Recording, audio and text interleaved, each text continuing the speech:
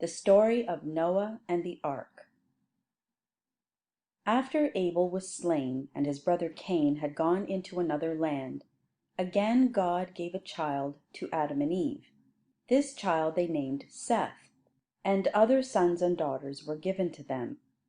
For Adam and Eve lived many years, but at last they died, as God had said they must die, because they had eaten of the tree that God had forbidden them to eat. By the time that Adam died, there were many people on the earth, for the children of Adam and Eve had many other children. And when these grew up, they had other children, and these had children also. These men and women and children lived in tents. They owned sheep and cattle, and they moved about with them, wherever they could find pasture. The children played around the tent doors and sat beside the campfires in the evenings, where they all sang together, and the older people told them stories, and after a time this land where Adam's sons lived began to be full of people. It is sad to tell that as time went on, more and more of these people became wicked, and fewer of them grew up to become good men and women.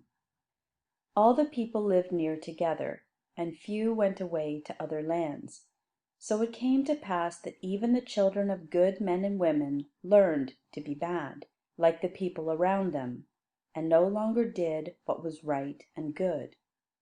And as God looked down on the world that He had made, He saw how wicked the men in it had become, and that every thought and every act of man was evil, and only evil, continually. But while most of the people in the world were very wicked, there were some good people also, though they were very few. The best of all the men who lived at that time was a man whose name was Enoch. He was not the son of Cain, but another Enoch, who came from the family of Seth, the son of Adam, who was born after the death of Abel. While so many around Enoch were doing evil, this man did only what was right. He walked with God, and God walked with him, and talked with him. And at last, when Enoch was a very old man and weary with life, God took him away from earth to heaven. He did not die, as all the people have since Adam disobeyed God, but he was not, for God took him. This means that Enoch was taken up from earth without dying. All the people in the time of Enoch were not shepherds. Some of them had learned how to make rude bows and arrows, and axes and plows. And after a long time they melted iron, and they made knives and swords and dishes to use in their homes. They sowed grain in the fields and reaped harvests, and they planted vines and fruit trees. But God looked down on the earth and said, I will take away all men from the earth that I have made, because the men of the world are evil, and do evil continually. But even in those bad times God saw one good man.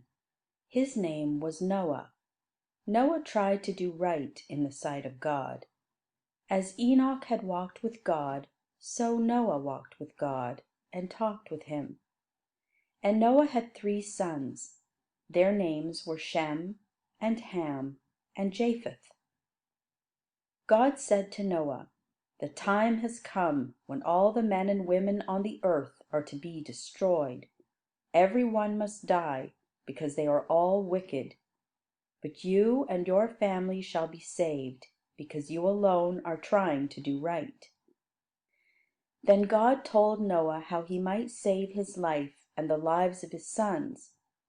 He was to build a very large boat, as large as the largest ships that are made in our time, very long and very wide and very deep, with a roof over it, and made like a long, wide house in 3 stories, but so built that it would float on the water. Such a ship as this was called an ark. God told Noah to build this ark, and to have it ready for the time when he would need it. For, said God to Noah, I am going to bring a great flood of water on the earth, to cover all the land and to drown all the people on the earth. And as the animals on the earth will be drowned with the people, you must make the ark large enough to hold a pair of each kind of animals, and several pairs of some animals that are needed by men, like sheep and goats and oxen, so that there will be animals as well as men to live upon the earth after the flood has passed away. And you must take in the ark food for yourself and for your family, and for all the animals with you, enough food to last for a year, while the flood shall stay on the earth. And Noah did what God told him to do, although it must have seemed very strange to all the people around, to build this great ark where there was no water for it to sail upon. And it was a long time, because the ship was so big, that Noah and his sons were at work building the ark, which God had told them to build, while the wicked people around wondered, and no doubt laughed at Noah for building a great ship where there was no sea. At last the ark was finished, and stood like a great house on the land. There was a door on one side and a window on the roof to let in the light. Then God said to Noah, "Come into the ark, you and your wife and your 3 sons and their wives with them, for the flood of waters will come very soon. And take with you animals of all kinds, and birds and things that creep, 7 pairs of these that will be needed by men, and 1 pair of all the rest, so that all kinds of animals may be kept alive upon the earth." So Noah and his wife and his 3 sons, Shem, Ham, and Japheth, with their wives, went into the ark. And God brought to the door of the ark the animals, and the birds, and the creeping things of all kinds, and they went into the ark. And Noah and his sons put them in their places, and brought in food enough to feed them all for many days. And then the door of the ark was shut, and no more people and no more animals could come in. In a few days the rain began to fall, as it had never rained before. It seemed as though the heavens were opened to pour great floods upon the earth. The streams filled, and the rivers rose higher and higher, and the ark began to float on the water. The people left their houses and ran up to the hills, but soon the hills were covered, and all the people on them were drowned.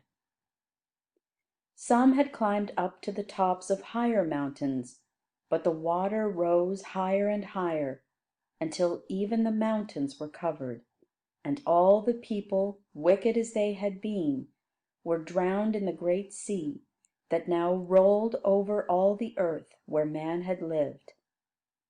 And all the animals, the tame animals, cattle and sheep and oxen, were drowned, and the wild animals, lions and tigers, and all the rest were drowned also. Even the birds were drowned, for their nests in the trees were swept away, and there was no place where they could fly from the terrible storm. For 40 days and nights the rain kept on, until there was no breath of life remaining outside of the ark. After 40 days the rain stopped, but the water stayed upon the earth for more than 6 months, and the ark with all that were in it floated over the great sea that covered the land. Then God sent a wind to blow over the waters and to dry them up. So by degrees the waters grew less and less. First mountains rose above the waters, then the hills rose up, and finally the ark ceased to float, and lay aground on a mountain which is called Mount Ararat. But Noah could not see what had happened on the earth, because the door was shut and the only window was up in the roof. But he felt that the ark was no longer moving, and he knew that the water must have gone down. So, after waiting for a time, Noah opened a window and let loose a bird called a raven. Now the raven has strong wings, and this raven flew round and round until the waters had gone down, and it could find a place to rest, and it did not come back to the ark. After Noah had waited for it a while, he sent out a dove. But the dove could not find any place to rest, so it flew back to the ark, and Noah took it into the ark again. Then Noah waited a week longer, and afterward he sent out the dove again. And at the evening the dove came back to the ark, which was its home, and in its bill was a fresh leaf which it had picked off from an olive tree. So Noah knew that the water had gone down enough to let the trees grow again. He waited another week, and sent out the dove again, but this time the dove flew away and never came back. And Noah knew that the earth was becoming dry again. So he took off a part of the roof, and looked out, and saw that there was dry land all around the ark, and the waters were no longer everywhere. Noah had now lived in the ark a little more than a year, and he was glad to see the green land and the trees once more. And God said to Noah, "Come out of the ark with your wife and your sons and their wives, and all the living things that are with you in the ark."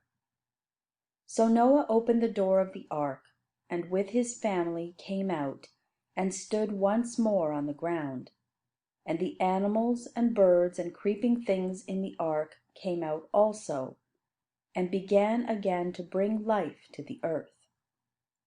The first thing that Noah did when he came out of the ark was to give thanks to God for saving all his family when the rest of the people on the earth were destroyed. He built an altar, and laid upon it an offering to the Lord, and gave himself and his family to God, and promised to do God's will. And God was pleased with Noah's offering. And God said, "I will not again destroy the earth on account of men, no matter how bad they may be. From this time no flood shall again cover the earth, but the seasons of spring and summer and fall and winter shall remain without change. I give to you the earth.